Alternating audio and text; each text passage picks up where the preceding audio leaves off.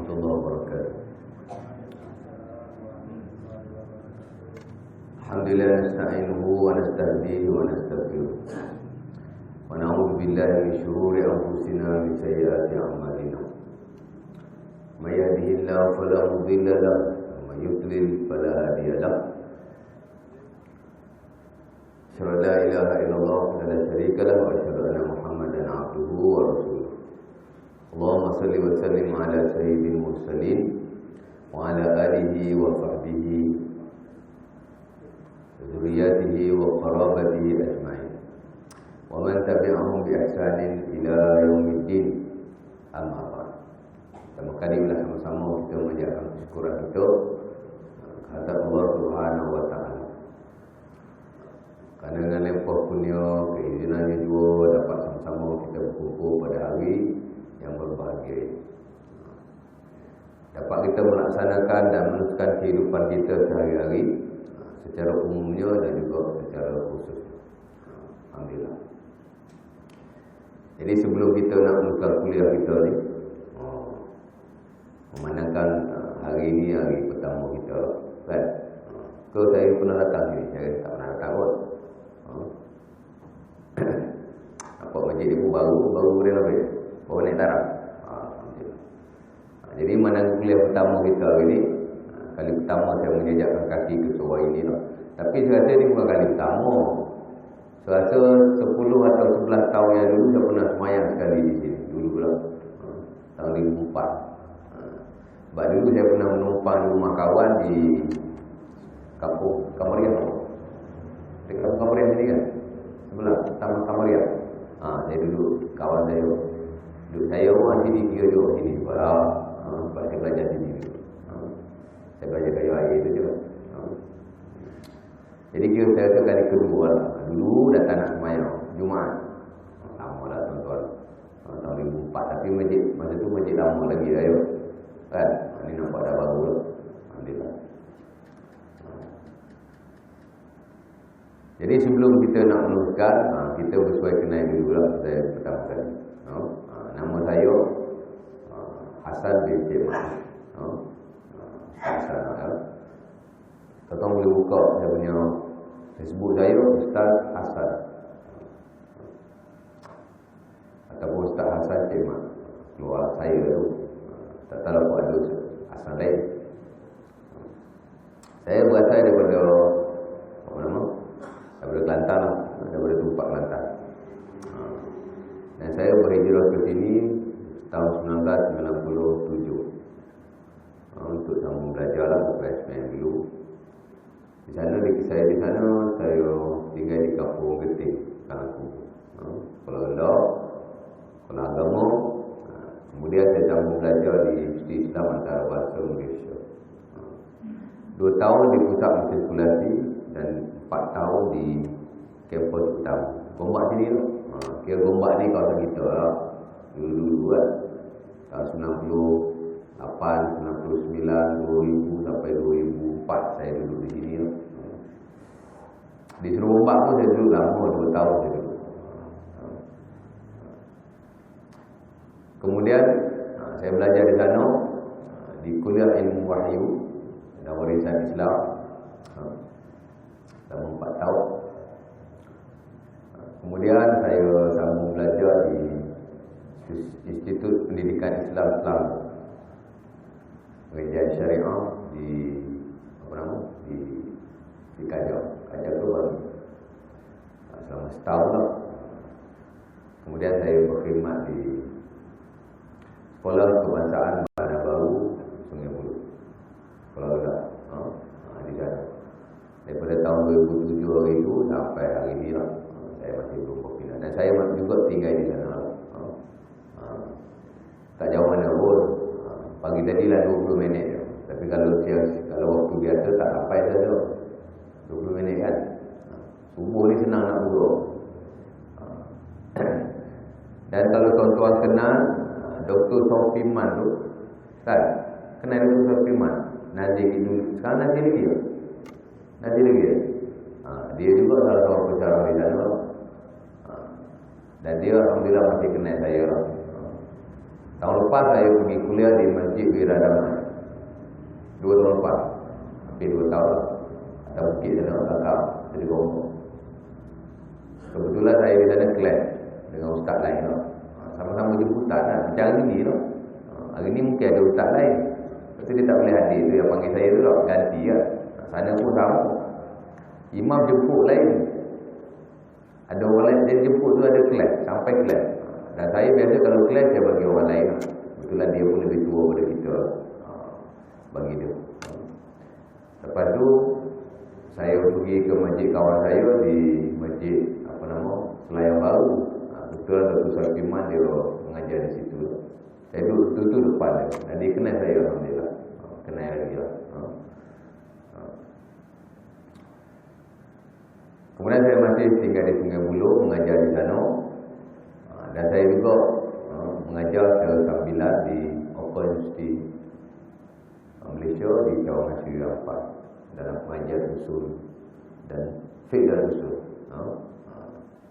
Dan sekarang ni saya masih sambung belajar di tingkat master juga dalam bidang fiqh dan usul.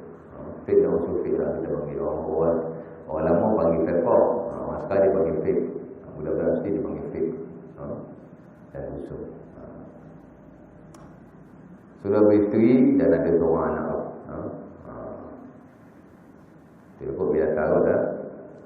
Okey, baik. Jadi beberapa hari lepas ada sahabat kita WhatsApp anak. Kebetulan 2-3 hari lepas dia ada satu grup.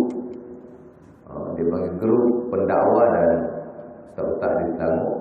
Kebetulan saya pun ada nama di situ. Mungkin dia tengok kat situ apa. Kebetulan pula hari Sabtu dan Ahad saya memang tak ada jadual tetap.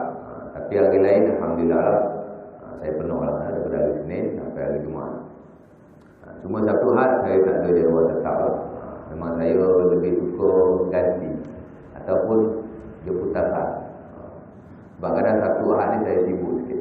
Banyak kerja lah. Kita nak buat kerja master kita, nak buat kerja universiti lagi, nak buat kerja sekolah lagi, kadang tak ada. Jadi saya kadang-kadang saya tak ada jadual tetap. Kalau tak ada jemputan, okey lah kan. Tapi kalau ada jemputan macam hari ni di masjid ni pun saya hadir lah kan. Baik subuh, baik maghrib, baik duha. Tapi biasa ada lah walaupun tak sepenuh. Macam hari ni di sini alhamdulillah. Maghrib tak ada, tak apa. Tapi esok saya penuh lah. Subuh, duha, maghrib insya-Allah taala. Tapi bukan di sinilah di Kelang. Jadi begitu. Okey, baik. Dan tajuk yang saya bagi semalam pada kita punya admin tu, dunia dan akhirat, mana satukah pilihan kita? Kan? Satu tajuk yang biasa. Sebab dia pun saya minta pandangan nak mengajar tajuk apa ni. Dia kata tajuk tak lah. Jadi saya bagi tajuk itu. Satu perkataan yang kita biasa dengar dan kita telah fahami. Bahkan perkataan itu sendiri tuan-tuan adalah yang berasal daripada Arab tapi sudah dimelayukan. Kalau tuan-tuan sedar, sebahagian besar daripada perkataan yang kita guna dalam bahasa Melayu, sebahagiannya adalah daripada bahasa Arab, khususnya bahasa syariah ni. Orang Arab panggil masjid, kita pun panggil masjid. Orang Arab panggil dunia, kita pun panggil dunia. Ada perkataan lain panggil dunia dalam bahasa Melayu? Saya rasa tak ada. Kan? Orang Arab panggil akhirat, kita pun panggil akhirat. Ada perkataan lain dalam bahasa Melayu yang menggantikan akhirat? Saya rasa tak ada. Jadi banyak kita Melayu ini menceduk-ceduk daripada bahasa lain, khususnya bahasa Arab sendiri. Dan bahasa Arab ni dia dipengaruhi oleh bahasa syariat. Dia syariat. Masjid itu bila sebut masjid, orang Arab pun bila sebut masjid, dia bukan kata bahasa, tapi dia syariat. Oh, masjid ni tempat ibadah orang Islam. Kan? Bila sebut semaya, solat, kita pun sebut solat juga, solat bahasa Arab. Tapi solat tu sendiri dah jadi perkataan syariat. Dia bahasa Arab tapi sudah disyariatkan. Orang Arab pun bila sebut as-solat merujuk kepada akad takbir sampai salam. Walaupun ada makna lain, semayang ni makna doa, tapi dah disyariatkan. Perkataan Arab yang disyariatkan dalam bahasa Arab, bila kita orang Melayu serap bahasa itu, serap sekali dengan syariat-syariat, dia tak serap bahasa itu saja, serap dengan syariat. Dan begitulah perihal kita orang Melayu ni banyak duk serak-serak daripada segala hal. Dan bukan bangsa Melayu saja, bangsa lain pun sama juga. Benda ni global. Kita serap bahasa orang, kan? Dia panggil bahasa serapan. Contoh kalau ada anak belajar tahun 6, bahasa serapan dia panggil. Satu tajuk utama dalam bahasa Melayu, UPSR. Sebab saya dulu pun ada ajar bahasa Melayu di pusat-pusat tuition. Dulu juga 4-5 tahun lepas, masa tak sibuk mengajar di Masjid Surau dulu, ada bantu kawan mengajar di pusat tuition yang ada di kawasan sana. Kembali pada tajuk kita tadi, betullah hari ni hari pertama saya juga. Kita lebih kepada berkongsi lah. Ustaz bukan nak mengajar, orang kata pandai mana pun, tak. Kita lebih nak berkongsi, kan? Apa yang kita tahu, kita kongsi-kongsikan. Apa yang kita tahu, kita sampaikan untuk manfaat diri kita dan juga umat Islam keseluruhan. Dan agama ni juga, tuan-tuan, dia bagi satu agama nasihat. Satu-satunya hadis dalam Sahih Bukhari yang sebut pasal agama, itu nasihat. Dia panggil hadis Muslim Ad-Dari. Hadis Tamim Ad-Dari. Nabi kata ad-din an-nasihah. Ini hadis sahih. Martabat ketiga dalam syariat. Tuan-tuan, kita dipanggil sumber agama ni, yang paling utama dia ada dua. Satu Quran, satu hadis Nabi. Quran ni paling top lah. Tak ada siapa boleh ingkar Quran. Tak ada siapa. Ingkar Quran, kufur. Jadi kafir lah. Walaupun kita tak panggil kafir, kan? Nama Hashim, ada orang nama Hashim ni? Ada. Bapak dia bagi dia nama Hashim, contohlah, ada nama Hashim kan? Dia tak percaya Quran. Orang dia panggil Hashim juga. Ataupun nama yang lebih kepada Islam, nama Hasan, nama Muhammad. Dia tak percaya Quran. Kita panggil Muhammad juga. Ada yang panggil nama lain, tak panggil dah, panggil Muhammad juga. Tapi dia tak percaya Islam. Zahirnya dia Islam lah, Muslim lah kita dia ingat. Tapi dia tak percaya Quran, maka dia kafir. Kan? Jadi samalah juga hadis Nabi SAW pun sama, tuan-tuan. Dia ada kategori dia. Selepas Quran, nas yang paling terpercaya, dia panggil sifat, betul-betul mausuf, orang Arab kata, ialah apa-apa yang ada dalam Bukhari, apa-apa yang ada dalam Muslim. Walaupun berbeza-beza martabatnya itu, ada yang mutawatir, ada yang ahad, begitu tuan tak familiar, tak biasa, tapi saya sebut-sebut. Namun kita boleh kata lah, apa yang ada dalam Bukhari, apa yang ada dalam Muslim, dia top ranking, dia nombor 2. Tak ada seorang pun yang Muslim yang boleh tak percaya ataupun tolak mana-mana hadis yang ada dalam Bukhari, yang ada dalam Muslim. Kita tengok dalam Bukhari ada, tengok dalam Muslim ada. Dia wajib diimani secara sepakat oleh seluruh umat Islam. Kita kena terima.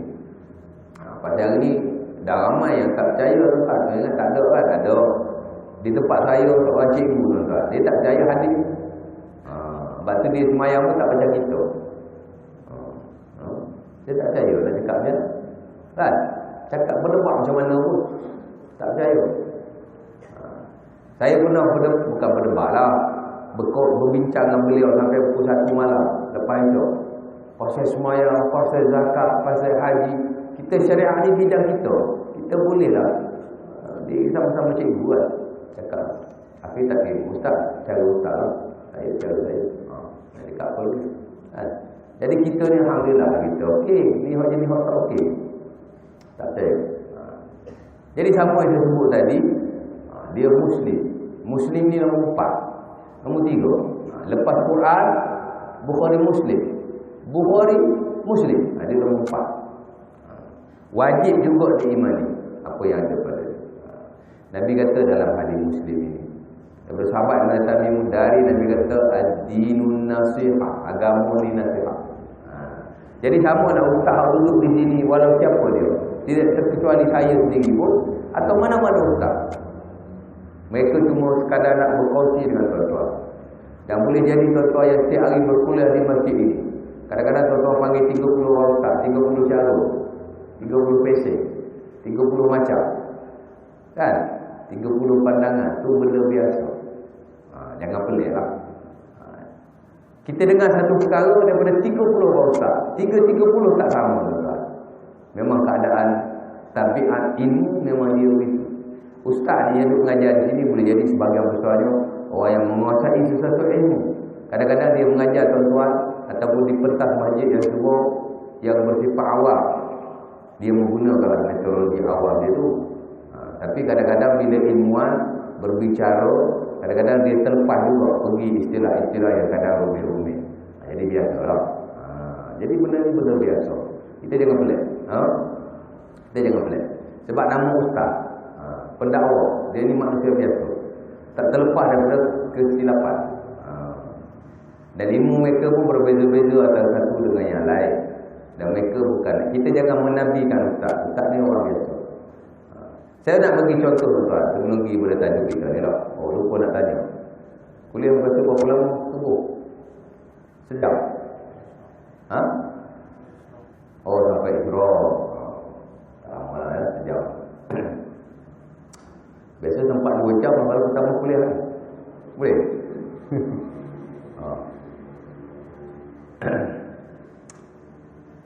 Tadi lagi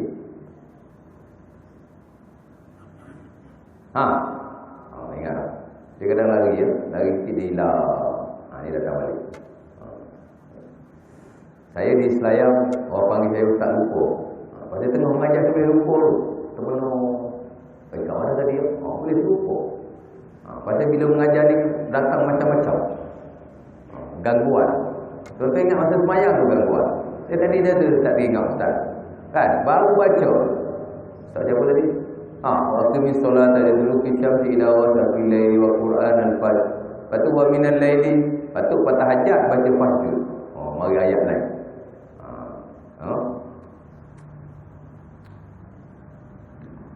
Lupa lah. Memang kita biasa lah. Saya lah. Nak tanya mengajar saya boleh lupa. Kalau lari jadi lagi lupa.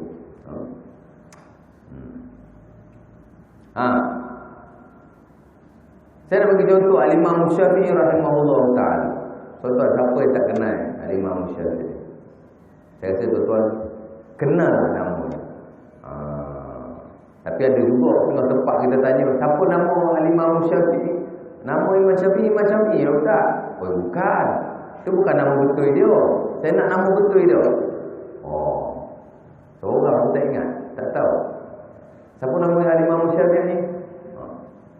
Muhammad bin Idris Asy-Syafi'i rahimahullah ta'ala. Asy-Syafi'i itu moyang dia, bukan nama dia. Orang Arab ni dia bernama dengan banyak nama. Sebahagiannya nama kepada keturunan dia. Kadang-kadang nama moyang dia, kadang-kadang nama tempat dia. Orang Arab dia memang banyak nama. Macam Nabi kita tu banyak nama. Kadang-kadang orang panggil dia atas sifat dia. Kadang-kadang orang panggil dia sebab atas nama anak dia. Tuan-tuan, Nabi Muhammad dipanggil dengan Abu Qasim. Qasim itu anak dia. Jibril pernah panggil Nabi dengan nama Abu Ibrahim. Ibrahim pun anak dia. Nama jadi nama dia. Kadang-kadang tak ada kena-mengena pun. Kan? Kita panggil Abu Hurairah radhiyallahu ta'ala. Pasal apa panggil Abu Hurairah? Nama dia lain. Pasal dia suka kucing. Panggil Abu Hurairah. Bapa kucing. Kan? Sayyidina Ali radhiyallahu ta'ala anhu pernah bergaduh dengan Fatimah. Aisyah, isteri dia. Laki suami isteri ni bergaduh biasa, jangan tak bergaduh. Aisyah pun juga pernah bertegang dengan Nabi dalam banyak peristiwa. Tengah bergurau-gurau, Aisyah ada sebut benda Nabi tak suka. Contoh macam itulah. Biasalah. Aisyah cemburu pada isteri Nabi yang lain sampai menggurus hati Nabi. Itu biasa. Sebab tu benda-benda begini golongan sana dia guna untuk nak memburuk-burukkan Aisyah radhiyallahu ta'ala anha. Faham lah ya? Dia sebut golongan sana tu faham. Bukan ahli guna lah. Sayyidina Ali bergaduh dengan Aisyah dengan Fatimah. Salah. Bergaduh-bergaduh dia lari. Lari mana pergi masjid? Tidur. Baring kat masjid. Nampak? Baring kat masjid. Dan masjid Nabi ni dia tak ada kapet macam kita ni. Oh ini dah kira mewah ni. Kan? Masjid terawal Tuan-tuan, ada tiang bumbung kan. Lantai pasir. Nabi di awal-awal Masjid Nabawi lantai pasir. Ali tidur atas pasir. Miring atas pasir, sangat lekat di pipinya batu-batu. Pasir lah, dekat pasir. Dan kita disebut dalam Sahih Bukhari, dekat pasir. Nabi kita tanya Fatimah anak dia, mana Ali? Fatimah kata, aku bergaduh dengan, bukan bergaduh, aku ada sumuk sesuatu benda. Ali marah, dia lari pergi masjid. Kita pun macam tu lah. Kalau ada bergaduh dengan isteri, lari pergi masjid. Jangan lari pergi karaoke kau bergaduh pula, lari pergi masjid. Ali pun lari pergi masjid, tidur, kena pasir kat pipi tu. Nabi pergi-pergi tengok Ali tengah tidur. Ali terjaga tengok Nabi, dia bangun. Nabi tengok ada pasir kat pipi dia. Nabi panggil, ya Abu Turab, wahai bapa pasir. Nama dia tu. Batu saya kalau sebut Sayyiduna Ali, dia suka sebut Abu Turab. Pasal itu Nabi panggil dia dengan nama itu. Kita pun panggil lah dia dengan nama itu. Tahu? Saya nak bagi contoh yang tadi. Al-Imam Syafi'i, tuan-tuan. Nama dia Muhammad bin Idris Asy-Syafi'i. Nama keturunan, nama moyang dia. Kita kata Al-Imam Bukhari. Bukhari itu nama tempat dia. Di Turki saja, Bukhara. Bukan nama dia. Nama dia Muhammad bin Ismail. Baik. Muhammad bin Idris Asy-Syafi'i. Dicerita oleh anak murid dia, tuan-tuan. Nama Ar-Rabi' bin Sulaiman. Dalam satu risalah. Imam Syafi'i ramai anak murid dia. Dia paling topnya 8 orang. 4 orang di Baghdad, 4 orang di Mesir.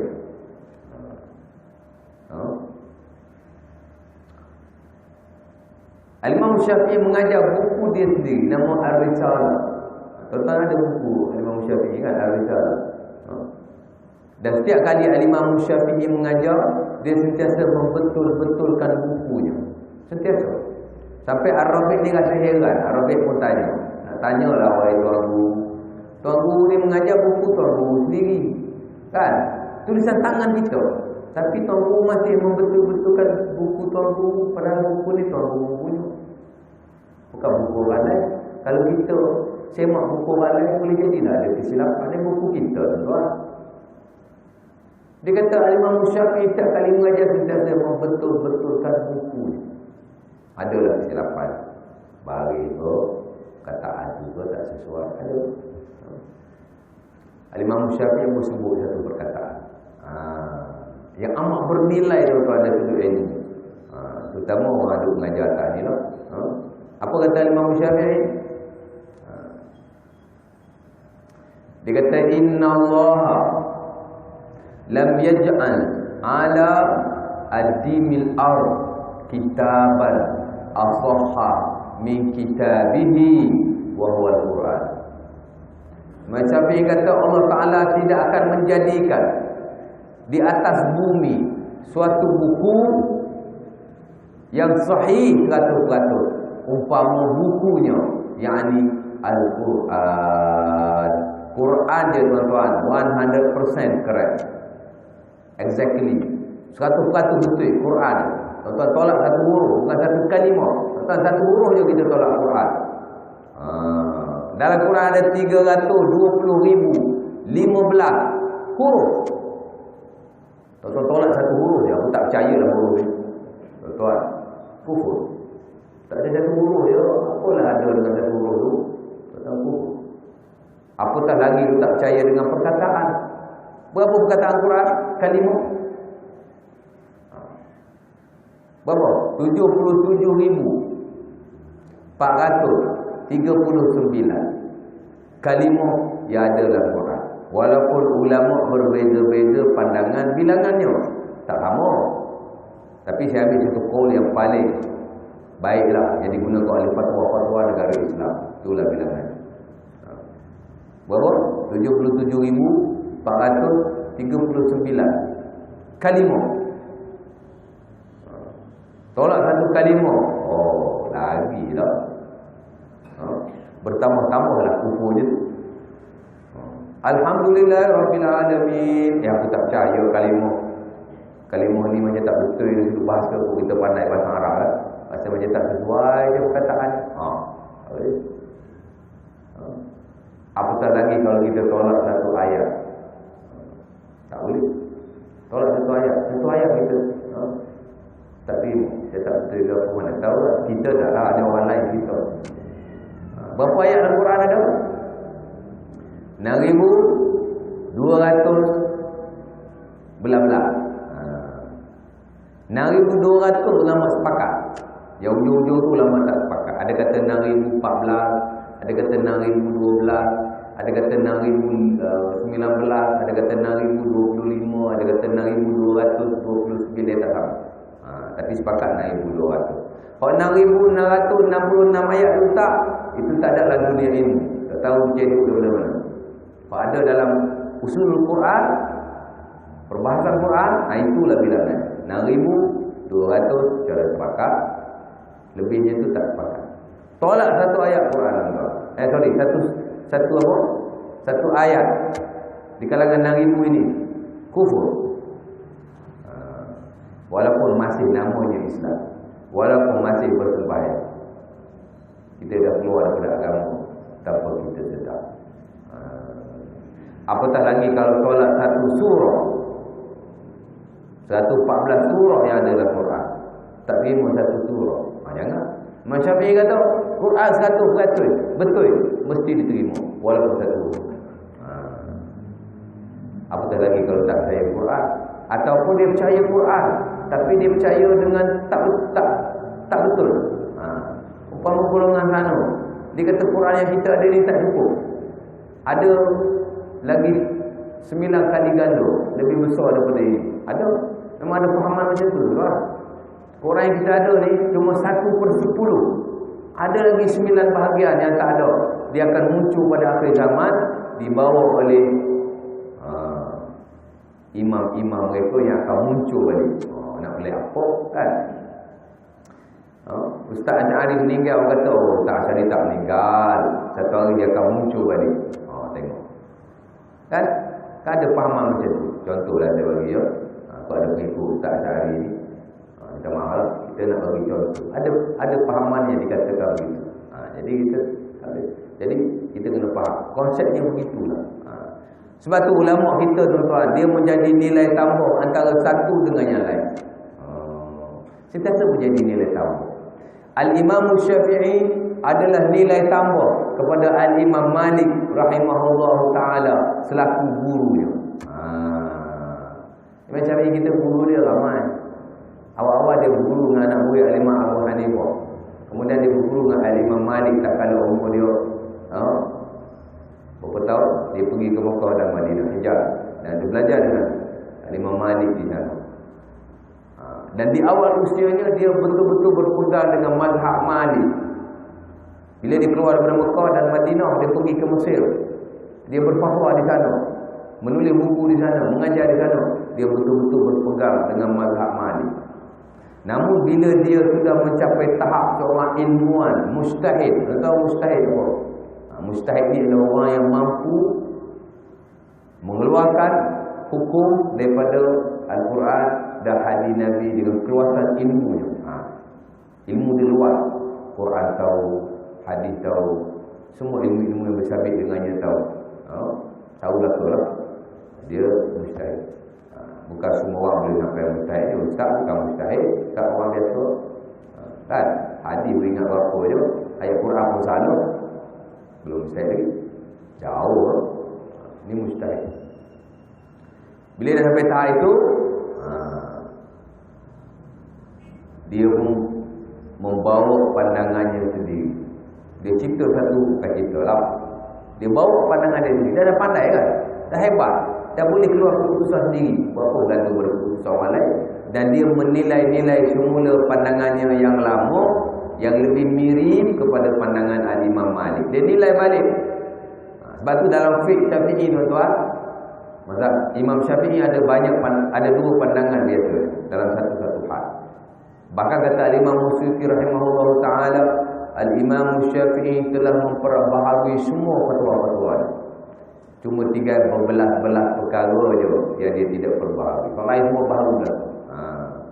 Tak kala dia berpindah ke Mesir. Tu masa dia duduk Baghdad, dia pergi ke Mesir. Bila dia pergi ke Mesir, dia banyak melemah-lemahkan pandangan Imam Malik. Kalau orang tanya, dia jawab kata dulu Imam Malik kata B. Oh, dia pun sebut kelemahan-kelemahan dalam mazhab Malik. Kebetulan di Mesir ada pendukung mazhab Malik yang terkenal sampai bergaduh dua orang. Dan Imam Az-Zahabi sebut kita, dia marah pada Imam Syafi'i, aku ni pendukung mazhab Maliki, yang kau melemahkan pandangan Maliki, kenapa pada dulu kau pun mazhab Malik juga?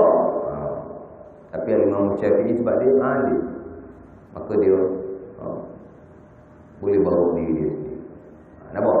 Jadi nak cerita yang tadi, buku ni ada, dia jadi nilai tambah. Al-Imam Al-Ghazali rahimahullah ta'ala, dia karang Ihya Ulumuddin.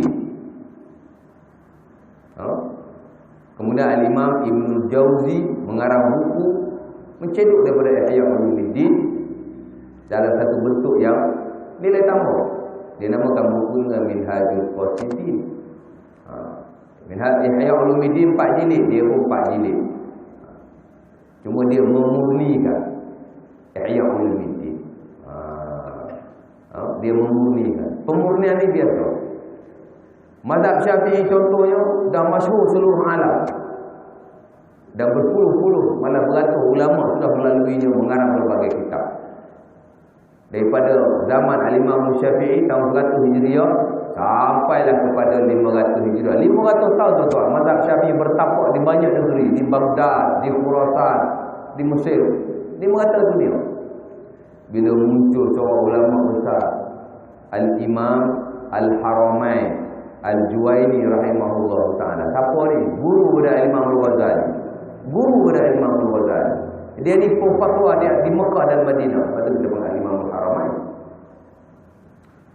Dia memurnikan mazhab Syafi'i. Dikarang satu buku yang masyhur, Al-Muhazzab fi Fiqh Syafi'i. Pemurnian mazhab Syafi'i. Dia sambung balik mazhab-mazhab Imam Syafi'i. Dan pendekatan dia ini didukung oleh Imam Al-Ghazali rahimahullah ta'ala, tak kala dia mengarang buku-buku Fiqh Syafi'i umpama Al-Wasi dan seumpamanya. Contoh dia murnikan. Imam Syafi'i kata orang yang meninggalkan solat dengan sengaja mesti dibunuh. Dan bukan Imam Syafi'i seorang, ramai. Boleh kata semua ulama lah, hampir semua ulama kata kalau tinggal sembahyang mesti dibunuh. Mesti. Cuma berbeza-beza banyak mana sembahyang yang dia tinggal. Setengah ulama kata satu sembahyang, oi bahaya, bunuh saja. Itulah hukum. Tuan-tuan bukalah mana-mana hukum Fiqh Syafi'i, Fiqh Hanbali, Fiqh Hanafi, mesti tinggal sembahyang bunuh. Kena pancung. Oh, ingat orang bunuh orang dia kena bunuh. Kan? Orang zina dia kena bunuh. Rupanya orang tak semayang pun kena bunuh. Betul? Cuma berbeza-beza banyak mana semayang yang dia tinggal. Setengah ulama kata 3 semayang, 1 semayang. Setengah ulama kata 3 semayang. Setengah ulama kata kalau dia selalu meninggalkan, kali-kala tak kena lagi. Boleh kata semua kata begitu. Imam Ahmad kata begitu, Imam Hanafi kata begitu, Imam Malik kata begitu, dan Imam Syafi'i pun kata begitu. Tapi mari Imam Al-Juwaini, dia kata dia tak setuju dengan bunuh. Dia tak setuju. Dia kata lam yarid fihi nafsun ala tafsir wa qatlul mu'min mushkal azim. Dia kata tidak ada sebarang nas yang betul-betul qat'i dalam membunuh orang yang meninggalkan solat. Memang betul. Kalau kita selidik nas, selidik hadis yang sahih ke, yang dhaif ke, tak ada satu pun hadis yang Nabi kata tak sembahyang kena bunuh, tak ada. Yang ada cuma hadis-hadis yang menjurus ke arah itu. Ada seorang dia maki Nabi, kemudian dia beredar, munafik tadi. Orang munafik, dia boleh duduk dengan Nabi, tapi bila timbul satu tahap dia tak setuju, dia marah Nabi, dia maki Nabi, dia beredar. Khalid Al-Walid kata, ya Rasulullah, a'adribu unuqah, wahai Nabi, boleh tak aku bunuh dia? Wajar betul dia ni, Nabi boleh makinya. Nabi kata, laqad nuhitu qatlal musallin. dilarang daripada membunuh orang yang semayang. Nabi kata dia semayang je, dia tak semayang pun, tapi dia tadi dia semayang. Nampak? Jadi ulama ambil kesimpulan. Daripada satu kepahaman dipanggil fahmul mukhalafah. Terbalikkan. Nabi kata aku tak boleh bunuh orang semayang. Mana kalau tak semayang boleh bunuh. Itulah dia. Dia faham gitu. Dan banyak lagi nas-nas yang lain. Al-Juwaini kata tak boleh bunuh kerana tidak ada perintah yang jelas. Yang ada cuma nas-nas yang seumpama. Dan membunuh orang mukmin ini dia kata satu perkara yang amat besar. Maka dia tak benar, dia tak setuju pula daripada pandangan. Kita nak kata Al-Juwaini selaku tokoh mazhab Syafi'i telah menyalahi mazhab-mazhab lain, termasuk mazhab dia sendiri, mazhab Syafi'i. Tidak. Masing-masing mempunyai pandangan masing-masing. Selagi pandangannya itu betul-betul bersandarkan kepada nas, sama ada Quran dan hadis Nabi sallallahu alaihi wasallam. Tak salah. Tama-tama dia ulama muktabar. Tapi kalau saya menyalahi tak boleh dah. Saya ni kau ulama. Tapi kalau ulama biasa. Dan itulah pendekatan yang kita bawa dalam nak menyampaikan ini. Sebab tu kita ni kena banyak mendengar. Kena banyak belajar. Kena banyak bertalaki ilmu-ilmu ini. Dan tidak tertumpu pada orang-orang tertentu. Nampak? Supaya kita tidak terkeliru pula. Jadi benda biasa. Ya, benda biasa. Cuma kita nak sesuaikan dalam keadaan begitu. Nampak? Boleh faham? Jadi saya pada pertama kali datang ke sini. Pokok nanti esok tuan-tuan tanya, saya ada semua benda yang kena. Bagi tuan-tuan kata tak betul. Ataupun macam tak kena dengan mazhab Syafi'i je. Nampak? Dalam mazhab Syafi'i sendiri pun banyak mazhab. Banyak pandangan. Al-Imam Syafi'i sendiri pun tuan-tuan, dia ada banyak pandangan. Satu perkara ada dua pandangan. Kadang-kadang pandangan tu kadang-kadang macam kita rasa tak masuk akal. Kan? Tuan-tuan tahu tak? Dalam fatwa lama Al-Imam Syafi'i disebut oleh Al-Imam Rabi' Al-Muradi, kalau tuan-tuan, dan juga Al-Imam Al-Juwaini dalam Al-Muhadzab juga.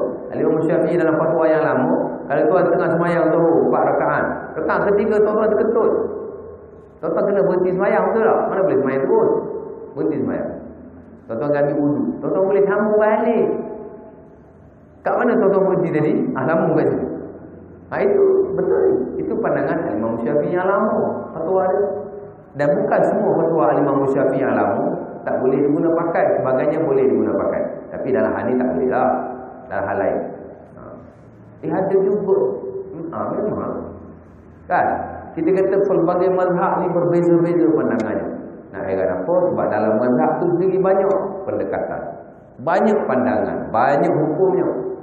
Dalam mazhab ada mazhab. Dalam mazhab Al-Imam Syafi'i ada banyak aliran. Ada aliran Al-Ghazali. Ada aliran Al-Haytami. Ada aliran An-Nawawi. Al-Imam An-Nawawi tokoh mazhab Syafi'i. Tapi dia tuan-tuan menolak semayang. Berapa semayang yang masyhur dalam mazhab Syafi'i. Al-Imam An-Nawawi tak suka solat tasbih. Kita semayang tasbih kan? Tahu semayang tasbih? Kita selalu buat kan? Al-Imam An-Nawawi tak suka solat tasbih. Dia kata dalam bab solat tasbih tidak ada hadis yang sahih. Dia kata. Imam Nawawi tu bukan balik. Dia tak solat tasbih. Tapi sebagai besar solat sunat. Contohnya tu pula. Menyalahi mazhab sedangkan dia tokoh mazhab. Jadi itu ulama-ulama dalam mazhab. Apatah lagi seorang-seorang ulama tu sendiri. Al-Imam Syafi'i dalam buku ni dia kata lain, dalam buku ni dia kata lain. Dalam Al-Buait dalam Al-Imla dia kata tuan-tuan bila kita sembahyang jahat, umpama subuh, isyak dan juga maghrib, a'udzubillah mesti dibaca dengan kuat. Tapi dalam Al-Um dia kata a'udzubillah mesti dibaca dengan perlahan. Cuma Al-Um ni kita ada yang baru, kita pakai yang baru. Lepas tu kalau ustaz sembahyang subuh tadi Allahu Akbar, Allahu Akbar kabira, alhamdulillah katsira, subhanallah. A'udzubillahi minasyaitonir rajim. Bismillahirrahmanirrahim. Kita tersetak juga. Apa sebab alhamdulillah kuat ni tak pernah dua orang ni. Tuan-tuan, itu pandangan Imam Syafi'i juga. Imam Nawawi Sebut dalam Al-Azkar, dan dua-dua tu boleh pakai. Bukan kata pandangan yang baru dia boleh pakai, ada pandangan lama pun boleh pakai. Al-Imam Ibn Abi Layla kata al-ijhar wal israr, dia kata hasanah, baca kuat ke baca perlahan, benda budi boleh kan. Jadi tak ada masalah. Cuma kita nak meraihkan kan amalan yang sudah biasa kita. Padahal buat tak salah. Apa? Jadi kita lebih kepada nak nasihat, menasihati bersama kita. Saya sebut tadi ad-din an-nasihat. Agama ni adalah nasihat. Ustaz di sini hanya nak berkongsi. Sebab tu kadang-kadang kita berkongsi je. Kalau kita rasa ada kemuskilan, kita tanya dengan penuh adab. Sebab kadang-kadang ada setengah tempat tuan-tuan, dia jampuk masa tu juga. Kan? Jampuk masa tu, kalau jampuk sokong tak apa, dia jampuk pasal kita. Banyak tempat macam tu. Bukan banyak lah, ada lah 2-3 tempat. So dia tak pukul ustaz, dia tak pukul kita, tak tahu lah. Kan? Dia tu, apalah ustaz, benda tu kecil je lah ustaz, dia katakan kita. Kita cakap benda ni menyalahi syariat. Nasnya begini, pandangan ulama je begini. Dia tu mengajar orang tu. Alah ustaz, benda tu kecil lah ustaz. Kan? Ada. Jadi kita kalau boleh, kalau kita ada kemuskilan, kita boleh tanya lepas kuliah ustaz. Saya nak tanya tadi ustaz cakap tadi macam mana? Kalau saya dengar macam ni. Dia cara dia macam tu lah. Dia tak boleh nyampuk. Bila dah menyambung masa kuliah ni, kita pun jadi kita jadi lupa kan. Lupa satu hal, lepas tu jadi hilang lost. Tambah-tambah kalau pangkah moral kita pula jatuh. Elok-elok ustaz mengajar lantang apa gitu-gini, dah ustaz pun jadi galak-galak. Pasal kita macam tu kan. Ada orang kita baca Yasin buat air, kemudian pergi basuh-basuh tempat aksiden, basuh darah dia ada. Kita kata benda ni tak apa elok. Atau air Yasin tu buat minum lah. Apa ni basuh-basuh darah atas jalan, tak sesuai lah. Alah ustaz, dia basuh je lah ustaz. Itu pun nak jadi isu ke? Tengah kuliah jawab macam tu kan? Kita cakap benda yang nak bagi kita ni. Jadi benda tu penting. Kita nasihat. Bila Nabi kata ad-din an-nasihat, Nabi kata sahabat aku, agama ni adalah nasihat. Agama ni sebenarnya nasihat. Kena nasihat. Ada rasa tak berapa betul ataupun bukan tak betul lah. Kadang-kadang bukan haram pun, tapi dia tak berapa menepati syarak. Dan kita bertafasus dalam syarak, dalam syariat. Jadi kita sebut ini macam tak berapa nak ni lah, kalau boleh kan. Biasa lah, sama-sama kita memang wajib menegur lah. Kita beritahu ni tak berapa kan. Tak apa baru lah kan. Tapi tak haram, tapi tak apa baru. Tukar lah, switch lah, apa masalah. Nampak? Bila sahabat dengar begitu, sahabat pun tanya, liman ya Rasulullah? Untuk siapa ni? Untuk siapa ni? Nasihat-nasihat untuk siapa? Kalau tuan-tuan pernah tengok Cinta Ilmu, Dr. Profesor Fauzi Draman, kenal? Kalau tuan kenal, mana tuan pernah tengoklah Cinta Ilmu tu, petang-petang memang dia ada je. Seminggu sekali atau seminggu 2 kali dia ada. Dia ajar hadis 40. Kita petang-petang pun nak tak ada kerja kan. Buka Cinta Ilmu, bagus. Ramai ustaz yang mengajar lah tu. Ada Ustaz Arianto, ada Ustaz Fauzi Draman, ada Ustaz Zanul Pada ada Jafiq Wanita. Banyak buka, tengok bagus, ilmu dia bagus. Dia buat ajar hadis yang sama. Sebab hadis ni Imam Nawawi masuk dah hadis 40. Sahabat tanya, ya Rasulullah, nasihat-nasihat apa ni? Nabi pun kata, lillah, nasihat untuk Allah. Nasihat untuk Allah Ta'ala. Apa maknanya? Nasihat untuk Allah Ta'ala ialah mesti beriman dengan Allah Ta'ala dan mengikuti perintah-perintahnya. Itulah makna beriman pada nasihat pada Allah. Bukan kita nasihat Allah, nak cari Allah Ta'ala tak mana kita nak nasihat tu dah. Mana kata kita ikut apa yang Allah Ta'ala suruh, beriman dengannya. Itu mana nasihat untuk Allah. Kemudian Nabi kata apa ni? Wali rasulihi, dan untuk rasulnya. Kena nasihat Nabi tu. Macam mana nak nasihat Nabi? Mengikuti sunnah dan amalan. Itulah mana nasihat Nabi. Kita tak beriman dengan Allah ataupun ada kekurangan dalam keimanan kita, maka kita tak nasihat pada Allah Taala. Kita tak mengikuti apa yang diamalkan oleh Rasulullah, mana kata kita ni tak berapa nasihat Nabi. Nabi suruh nasihat dia. Kemudian Nabi kata liulatil umur, untuk juga pemimpin Islam. Sebab tu kalau ustaz ada juga setengah-setengahnya yang juga mengetengahkan politik-politik Islam, pengetahuan tentang siasat Islamiah, benda tu tak ada apa. Cuma janganlah kata kita sampai tahap mengecam, melampau-lampau ataupun menggunakan perkataan kesat, tu tak boleh lah. Itu pendekatan dia sendiri, kan? Tapi sebetulnya boleh kita menyampaikan yang benar dari sudut kepolitikan. Memang dia suruh dalam Islam, kena beritahu. Tak ada masalah. Kemudian yang ketiga, Nabi kata wali'ammatil muslimin, wali jami'il muslimin wa ammatihim, dan juga untuk orang-orang awam Islam. Kita. Jadi kita kena beritahu apa yang benar-benar menepati syariat dan apa yang kurang menepati atau tidak apa. Apatah lagi kalau benda tu betul-betul menyalahi. Betul-betul menyalahi. Tuan-tuan tengok bulan puasa gitu kan. Tapi alhamdulillah tak berlaku tempat kita, berlaku tempat lain. Semayang Semayang tarawih. Semayang tarawih 23 rakaat. Semayang hanya dalam jangka masa 7 minit. Tak tengok kat YouTube orang tak hantar WhatsApp. Benda kisah benar ni berlaku di Indonesia. Tuan-tuan, semayang tarawih 23 rakaat hanya 7 minit. Dia tak baca apa? Angkat takbir Allahu Akbar. Allahu Akbar, rukuk. Allahu Akbar, tak baca apa? Fatihah tak baca, doa tak baca, zikir. Dia cuma takbir gerak, tamakninah pun tak ada. Laju betul dia main. Usah kata 23 rakaat, 100 rakaat boleh. Zong. Kita kata macam mustahil berlaku di Indonesia, tapi sebenarnya sudah berlaku di tempat kita.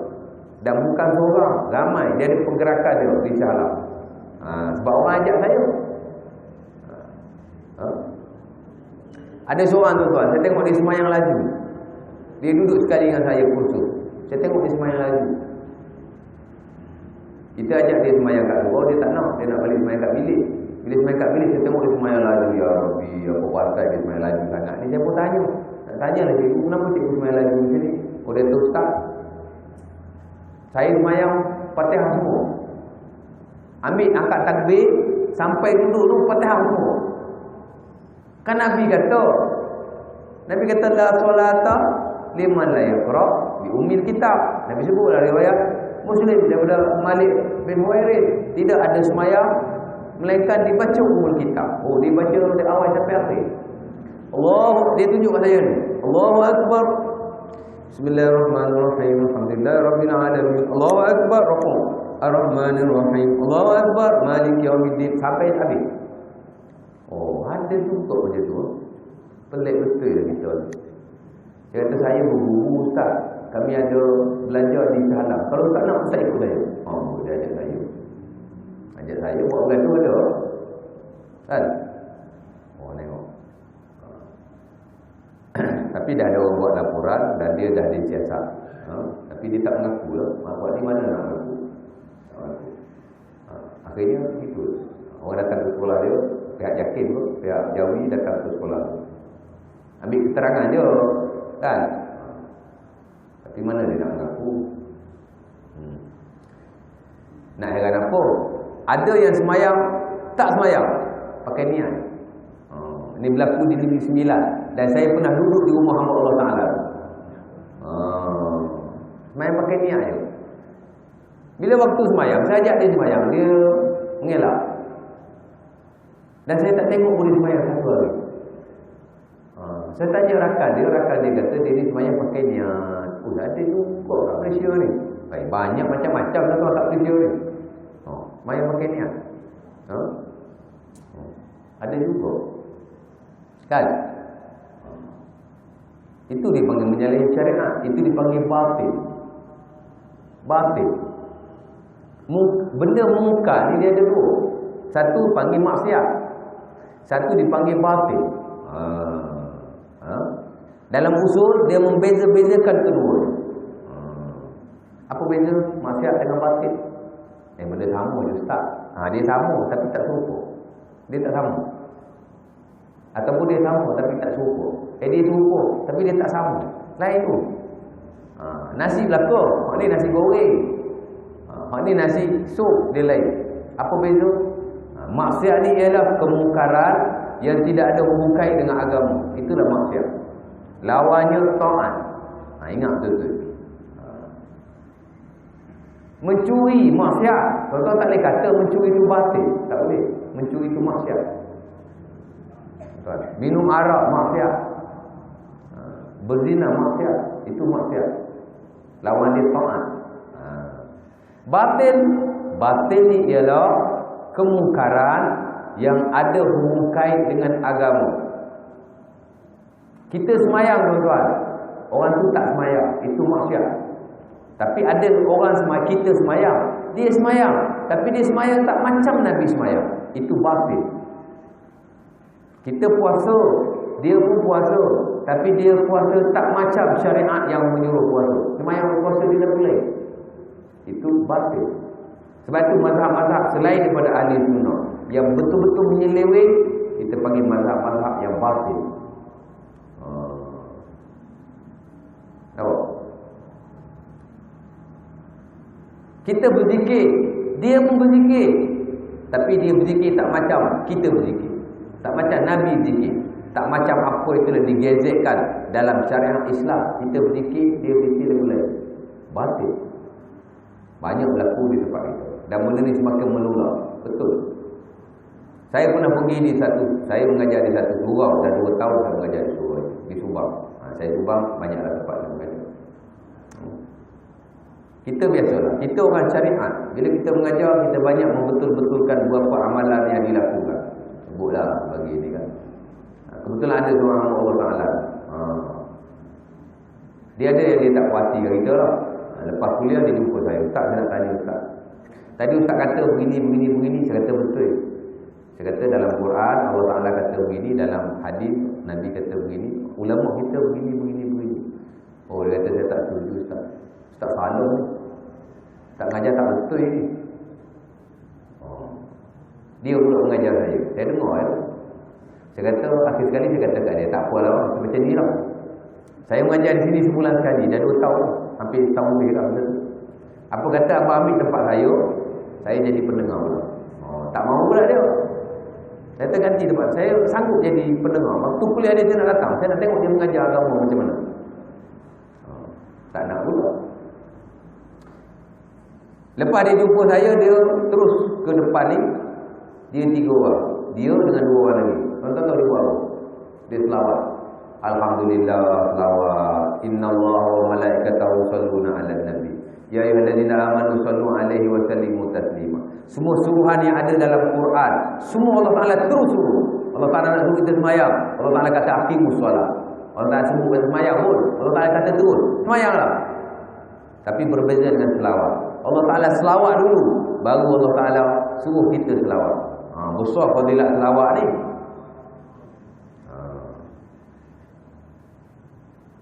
Bagus selawat, alhamdulillah. Tapi selawat tak macam kita selawat. Tahu dia selawat je, menjerit-jerit tu. Allahumma shalli ala Muhammad. Aduh, saya tengok ya Allah, ada juga macam ni. Menjerit-jerit. Selawat 3 orang macam 300 orang. Saya cakap kat mu 3 orang tu, Haji tak boleh benar ni. Ini batil ni. Kita duk buat amalan ibadah setiap hari, takut-takut rosak hanya sebab kita membiarkan mereka. Tak boleh, Haji tak boleh benar macam ni. Tak betul, salah. Kalau dia rasa dia betul, bagi dia buat di rumah dia. Jangan buat di tempat ibadah kita. Dia bukan ahli sunnah kan? Buat di tempat dia bukan ahli sunnah dia. Jangan buat di tempat kita. Menjerit-jerit selawat. Kita nak selawat tuan-tuan. Selawat dengan penuh hudu, penuh ketenangan, penuh tadabbur. Apa kata ulama besar An-Nawawi dan Al-Azhar? Bila kita nak berzikir tuan-tuan, sebaik-baik keadaan, berzikir dengan tawaduk, berzikir dengan rendah, dengan suara yang perlahan dan menundukkan kepalanya. Yang bagi anak yakuna zakirullah, ala akmal istifat, aikan mutawaddian fataqbala qiblah. Sebaik menghadap qiblah.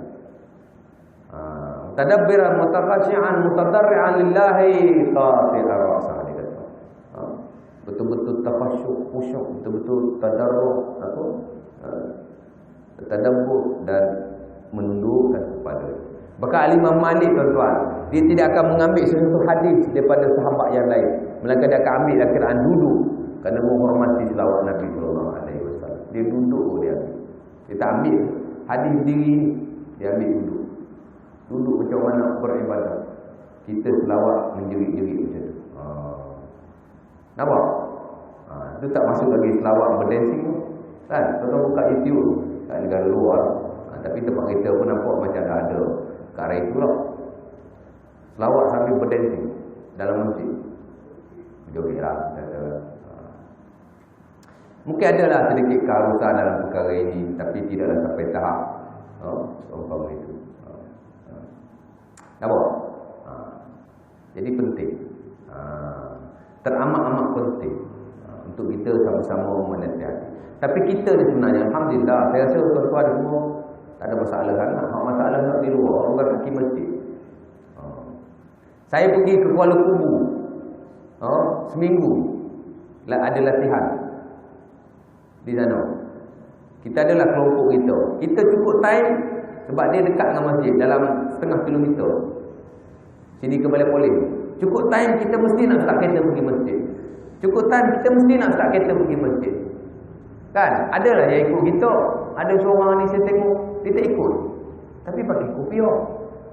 Waktu duha, dia duduk di surau. Duduk je. Akhirnya saya tanya dia. Bang, saya nak tanya. Saya tengok abang dekat surau setiap pagi. Dah saya duduk 5 hari. Kan? Nak tanya. Abang zikir? Oh, saya zikir ustaz. Abang zikir apa? Saya zikir selawat. Selawat. Alhamdulillah. Selawat. Saya selawat ustaz satu hari 15,000 kali. Mesti. 15,000. Mesti cukup. Selawat. Oh, alhamdulillah. Aku tak sampai tahap macam tu. Oh, saya betul-betul terkesan. Alhamdulillah. Ya. Ustaz tahu daripada mana saya ambil amalan? Daripada mana? Saya ambil amalan daripada guru saya. Ustaz, guru saya ustaz. Orang baik. Umur dia dah 2,000 tahun. Alamak. Saya ingat nak kata kat dia, bang, setahu saya kalau orang 2,000 tahun ni, setan dia umur panjang tak mati-mati ni. Kalau manusia dia mesti mati. Dia kata kat Kelantan, tempat guru dia dulu. Umur 2,000 tahun guru dia. Manusia lah, tapi dia ni manusia daripada gaib. Tapi dia manusia. Heran, betul. Umur 2,000 tahun. Selawat tu bagus dah, alhamdulillah. Kita tak ada selawat banyak macam tu. Tapi lah ambil daripada tu guru umur 2,000 tahun. Patutlah tak suka sembahyang berjemaah. Berjemaah tak nak dia. Tapi dia lebihkan zikir bersendirian. Kan? Padahal jemaah, sembahyang berjemaah ni paling penting. Dan pengalaman saya sendiri tuan-tuan. Ini penutup saya Ibadah Isra ni. Penutup saya nampak dah mengantuk, sebahagian besar dah lari dah ni. Lari mengantuk tak apa, pergi tidur. Sebelah tu ada banyak tempat tidur. Kan? Pengalaman saya sendiri. Orang bagi tahu kita, ustaz, ada satu guru ni mari daripada Kelantan. Cakap gitu. Oh, saya dengan tu guru. Jom kita panggil dia nama macam orang kat semua kita. Panggil. Panggil siapa? Sampailah dia sebelum maghrib. Sampailah dia. Itu guru ni tuan. Bukan orang biasa ni. Ni tarikh kita lah panggil tu guru dia. Dan dia ramai pengikut. Tak perlulah sebut nama. Panggil dia mai, jumpa saya. Jumpa lah sebelum maghrib. Kebetulan depan surau kita ada kedai minum, kedai makan dia orang. Saya duduk itu dengan dia. Belanja minum tu. Kan, start kita belanja minum. Okay, minum, makan. Sementara nak tunggu isyak lah. Dia sampai. Bagi kita lepas kuliah, lepas isyak, dia dampak. Tak sempat nak datang maghrib. Dia panggil isyak. Makan saya. Dengan SU sekali apa semua lah. Cuba dia SU tanya. Ustaz saya nak tanya lah. Dia dah tahu dah. Kan? Kita pun selalu dia tanya, tapi dia tak pernah nak tanya hanya kat saya. Tapi dia ada tanya Ustaz. Orang satu alim. Ustaz nak tanya lah Ustaz. Ada tempat saya Ustaz. Dia ni kalau di tempat saya ada lah amalan ni. Sebahagiannya. Dia orang Johor tak jelas dia. Dia kata kalau waktu kedua kendala, kan, kita malam-malam kita akan letak penyapu atas bumbu. Pasal apa? Tu mudah-mudahan esok tak hujan. Baguslah tu tak penyapu tu. Ada setengah tempat tak lepas luar dalam atas bumbu tu. Kata dia orang lah. Dia kata tak penyapu Ustaz. Macam mana? Ustaz kata tak apa. Saya nak tunggu dia kata tak boleh je. Kalau dia kata tak apa. Janji kita yakin dengan Allah. Ini cuma petua kita je. Petua lama-lama tak apa. Balik nyapu, letak nyapu atas kemah. Macam je tu. Tibalah waktu semayang. Ni kukuk kalau mari aja ni lagu ni kat tempat tuan. Jangan benarkan. Kalau boleh lah. Tapi terpulang lah. Tak, kita nak cari jalan mana saya tak boleh halang. Tentu ada jalan tuan-tuan sendiri. Tapi saya cuma menasihati. Itu saya kata tadi. Ini induk ni. Menasihati.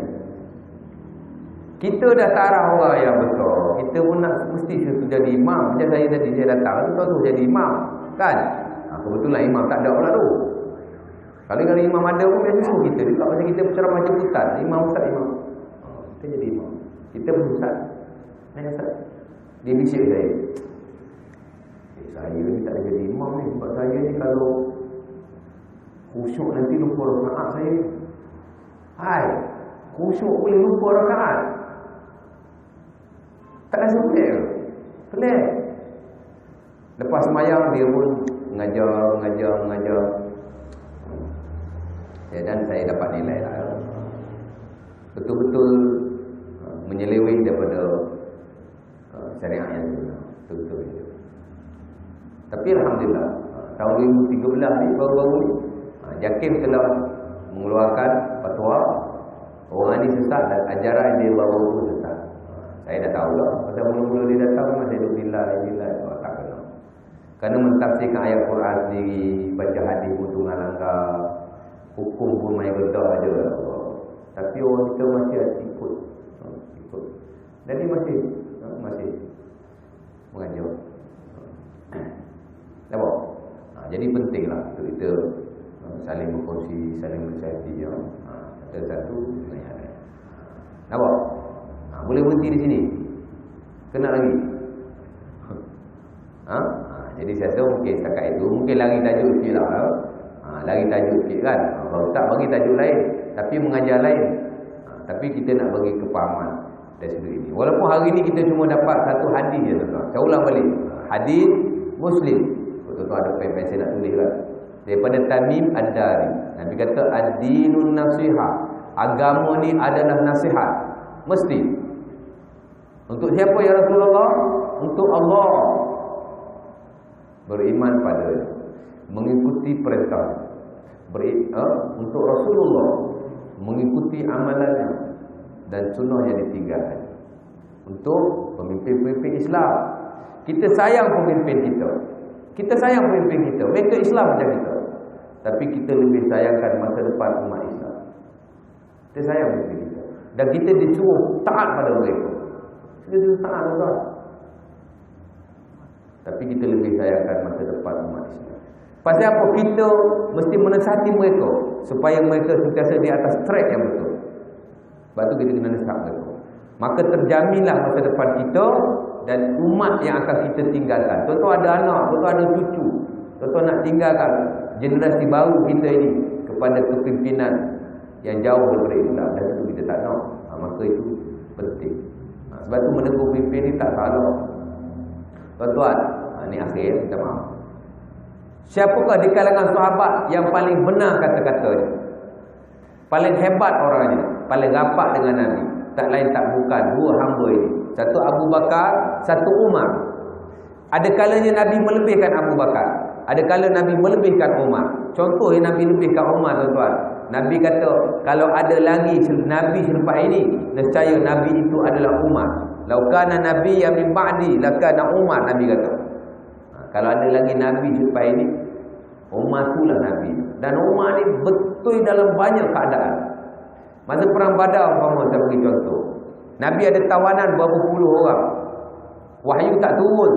Wahyu turun bukan setiap hari dia turun, ada masa-masanya. Cara berperingkat, ikut peristiwa. Nabi tunggu wahyu tak turun. Nabi himpunkan sahabat-sahabatnya di kalangan ahli Badar. Nabi tanya, apa kita nak buat pada tawanan ini?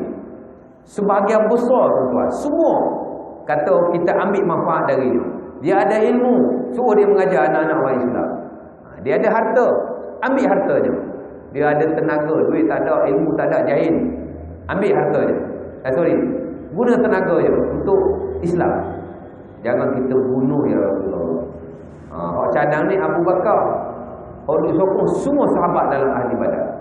Tiba-tiba ada seorang hamba Allah Ta'ala ini yang betul tak suka dengan pandangan itu. Itulah Umar bin Al-Khattab, yang kita sebut sebagai Al-Faruq. Dia kata kita bunuh mereka semua ya Rasulullah. Naqtuluhum jami'an nadribu a'naqahum li'annahum a'da'un lil Islam. Kita bunuh mereka pasal mereka ni musuh Islam. Seorang nak lawan berpuluh-puluh orang boleh lawan. Ustaz seorang, ustaz asal kata tak boleh benda ni. Tapi lagi 29 orang, ustaz orang mengajar setiap hari di sekolah ni kata boleh. Ingat tuan-tuan nak ikut yang mana? Tuan-tuan mesti ikut 29 orang tu. Buat apa ikut seorang? Kan? Orang mesti nak ikut Abu Bakar. Orang takkan ikut Umar tu. Umar kata kita bunuh ya Rasulullah. Umar tak senang dengan pandangan itu. Dia nak bunuh juga. Nabi pun ikutlah yang ramai.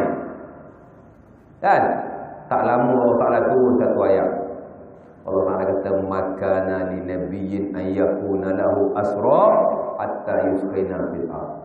Nabi Allah Ta'ala kata tidak layak bagi seseorang nabi mempunyai tawanan sehingga mereka dibunuh keseluruhan sebab mereka itu musuh. Benar. Akhirnya Nabi kata benarlah Umar, salahlah kan. Salah. Nabi dalam ijtihad dia ijtihad sahabat kan. Satu. Dan dikatakan Nabi menangis kerana tindakannya itu. Kita tengok pandangan zahir itulah yang betul. Tapi hakikat syariat yang Allah Ta'ala nak bukan begitu. Umar itu betul, patut dibunuh. Nampak? Umar ni betul dalam banyak hal. Tapi tuan-tuan, Al-Imam Ibn Qudamah Al-Maqdisi dalam buku dia, ujung bab dia, Minhajul Qasidin, Mukhtasar Minhajul Qasidin, dia sebut kisah-kisah pemerintah Islam umpama Khalifah Ar-Rasyidin. Umar yang betul dalam banyak hal, tapi masa dia bagi ceramah, dia masih ditegur-tegur oleh rakyatnya, termasuk oleh seorang perempuan tua yang menegurnya dalam perihal mahar perempuan. Orang tua, perempuan pula tegur, wahai Amirul Mukminin, aku nak tegur kau. Dan Umar tak pernah memarahkan mereka. Maka dia bersyukur ada juga rakyat yang membetul-betulkan. Mana tak ada. Ada peluang kita boleh. Jadi kita pun sama dalam air. Boleh. Ada manfaat banyak hari ni berkongsi kan. Alhamdulillah. Walaupun Ustaz cuma baca satu hadis, tapi Ustaz baca satu hadis yang sahih. Ustaz baca kata-kata Imam Syafi'i dan Ustaz bagi tahu tuan-tuan dan puan-puan prinsip-prinsip dalam ilmu Islam. Perselisihan itu biasa, tapi pertimbangannya ialah sejauh mana dia menepati syarak. Jadi kita kena memahami perkara ini supaya tidak timbul salah faham sesama kita. Dan semoga kita dapat menambahkan khazanah ilmu kita dan dapat kita mendekatkan diri pada Tuhan. Kita cari bekalan banyak-banyak di kehidupan ini, tambah kita pula dah better. Nasihat saya yang terakhir nak tutup lah ni. Pukul lepas ni dia tak panggil lagi. Mana tahu asal macam macam dia tak panggil. Kita pulang lah kan. Akhir sekali kepada saya, jangan sia-siakan kesempatan yang Allah Ta'ala masih berikan kepada kita. Kita masih ada umur, tak kala sahabat kita dah ramai yang meninggal. Kita masih ada keluarga dikala sudah ramai yang kehilangan keluarga. Kita masih ada harta, tak kala di sana masih ada orang yang tidak berharta.